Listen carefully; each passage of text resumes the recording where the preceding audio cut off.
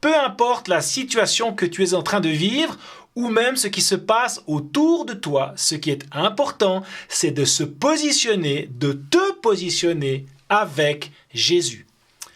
Ton positionnement révèle l'état de ton cœur.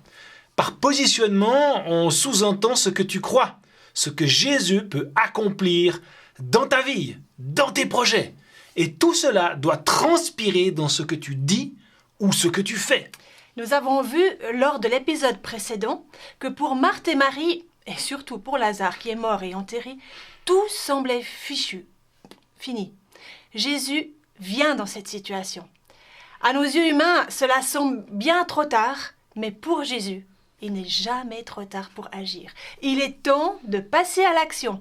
Bienvenue dans Logma.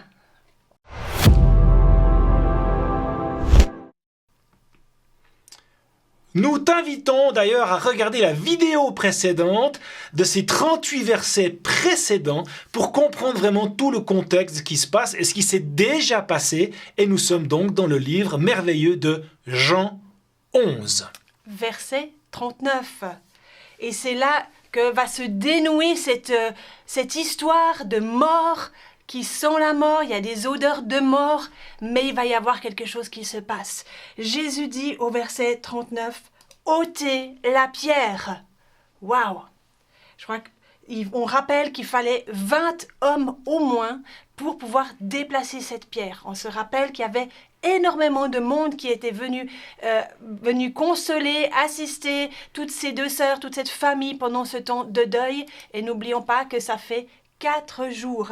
Et c'est ce que Marthe va lui dire. Elle lui dit d'ailleurs, mais Seigneur, il sent déjà. Ça fait 4 jours qu'il est là. Alors, c'est pas forcément parce qu'elle a peut-être peur de ce qui va peut-être pas se passer. C'est pas du tout ça. C'est peut-être sûrement pour éviter de mettre les gens mal à l'aise. Parce que 4 jours, ça doit sentir. Ça doit vraiment sentir la mort, quoi. Une personne, ça fait 4 jours qu'elle est en train de rassir, on va dire comme ça doit vraiment se sentir très mauvais. Donc, Seigneur, tu veux vraiment faire ça? Tu veux vraiment mettre les gens mal à l'aise, qui sentent vraiment toute cette odeur? En plus, n'oublions pas que Marthe, elle est maîtresse de maison, c'est ce que son prénom signifie. Donc, elle a le souci des gens, du bien-être des gens. Et là, Jésus, lui, va faire quoi? Il va comme augmenter le risque. Des fois, c'est un petit peu ça qu'on devrait chercher, nous aussi, à augmenter le risque pour démontrer que c'est vraiment un miracle, c'est pas par nos propres forces, mais c'est par la puissance du Saint-Esprit. Donc parfois, oui, les miracles peuvent mettre mal à l'aise les gens autour de nous quand on a envie de faire un miracle avec le Saint-Esprit.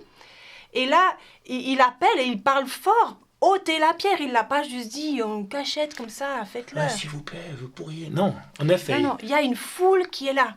Et ce qui est important, c'est que là, ce miracle qui va se faire, il ne se fait pas en secret. Une autre fois, il a ressuscité la fille de Jairus. Et là, ça s'était fait un peu plus en intimité. Il avait pris que les parents de la fille et 3 de ses meilleurs disciples, ceux qui l'accompagnaient dans les choses plus intimes, Pierre, Jacques et Jean. Mais là, il y a une foule énorme qui est là. N'oublions pas, on est près de la grande fête de la Pâque. Les gens viennent tous à Jérusalem et Béthanie n'est qu'à 3 kilomètres de Jérusalem. Et là, il va avoir c'est son dernier miracle de son ministère terrestre à Jésus. C'est cette résurrection de Lazare. N'oublions pas que le premier miracle, il y avait aussi une grande foule. Yes, une fête. Et là, il y a la grande foule, mais il n'y a pas la fête. C'est plutôt la tristesse qui est là, vraiment dans l'ambiance générale. On donne la tristesse, mais aussi, il y a Jésus qui est là. Et qu'est-ce qu'il va faire? Qu'est-ce qu'il va faire? Et donc, Marie lui dit, mais Seigneur, tu veux vraiment faire ceci? Attention, ça fait 4 jours, ça doit sentir mauvais. Et quelle est la réponse de Jésus? Eh bien, on le voit au verset suivant, au verset 40. Il lui dit, mais je t'ai pas dit? Si tu crois, tu verras la gloire de Dieu. Et ça, c'est un message pour nous, un message pour toi aujourd'hui. Ne t'ai-je pas dit? C'est le Seigneur, c'est Jésus qui te parle et qui dit, si tu crois, tu verras la gloire de Dieu. Et là, je veux juste faire un petit encarté sur ce « si tu crois ». Vous vous souvenez, Marthe et Marie ont dit toutes les deux à Jésus « si tu avais été là ». Ah oui. Mais le « si », Alors, dans notre français, il n'y a aucune différence, mais dans cette langue grecque dans laquelle ça a été transcrit cette histoire, il y a une différence. Ici, c'est vraiment le si, la condition. C'est dans le cas où tu crois, tu verras. Il y a ça veut dire que ça amène une condition, c'est-à-dire un positionnement. Comme on l'a dit au départ, tu dois te positionner pour recevoir les promesses de Dieu. La gloire de Dieu, elle est là. C'est tangible, Jésus est là pour la manifester, mais il y a une position qui doit venir de notre part, c'est « je dois croire ». Et vous vous souvenez, le « si tu avais été là », c'était pas le « si, dans le cas où tu aurais été là, peut-être qu'il serait pas mort ». Non, c'était le « si tu aurais été là, c'est certain ». Il serait pas mort. C'était un positionnement de foi qu'elles avaient. Et là, Jésus, il leur redemande de nouveau de se positionner dans la foi.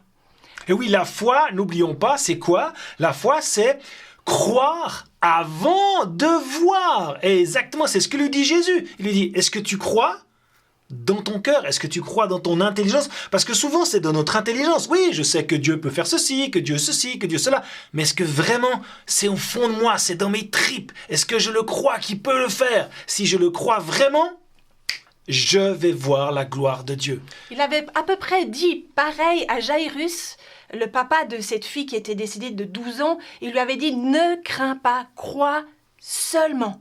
C'est-à-dire que Jésus, il met vraiment une barrière à la peur. Parce que là, peut-être Marthe, elle avait peur de l'odeur que ça allait produire, de du mal-être que ça allait faire chez les gens. Mais là, il met une barrière de nouveau, Jésus.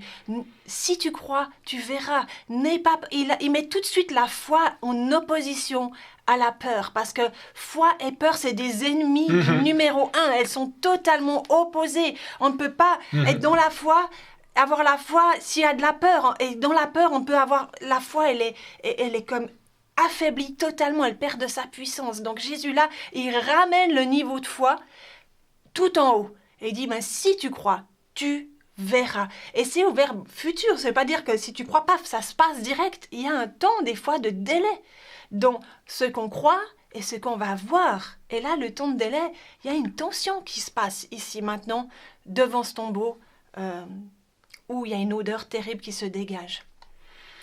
Alors, qu'est-ce qui se passe après ceci, où on vient de tout expliquer? Eh bien, on se met en route. On agit face à la foi, face à ce que Jésus me dit, j'agis. Parce qu'on pourrait dire, oui, si tu crois, etc. Puis, voilà, il n'y a rien qui s'est passé. Oui, c'est normal, parce qu'il faut agir. Il y a aussi des choses humaines à faire. Donc, qu'est-ce qu'ils font? Jésus a demandé quoi? D'enlever la pierre. Donc, c'est ce qu'ils font. Ils enlèvent donc la pierre de l'endroit où le mort avait été déposé. Jésus leva alors les yeux et dit, « Père, je te remercie de ce que tu m'as écouté. » Première chose, on enlève la pierre. Oui, parce qu'au fait, comme pour sa propre résurrection, la pierre, elle aurait pu s'enlever d'elle-même. Ça aurait pu être aussi faire partie du miracle de la résurrection. Mais là, Jésus, il attendait un acte aussi prophétique, un acte de foi, agir sur la parole de Jésus. Quand on agit sur sa parole, il y a quelque chose qui va se passer. Et ce que fait Jésus aussi, il prie. Il prie devant tout le monde. « Père, tu as exaucé ma prière. Et je te remercie. » Et il le fait comment? C'est en levant les yeux vers le ciel qu'il le fait. Et là, il y a un verset qui nous revient quand on dit « on lève les yeux vers le ciel ou vers les montagnes ».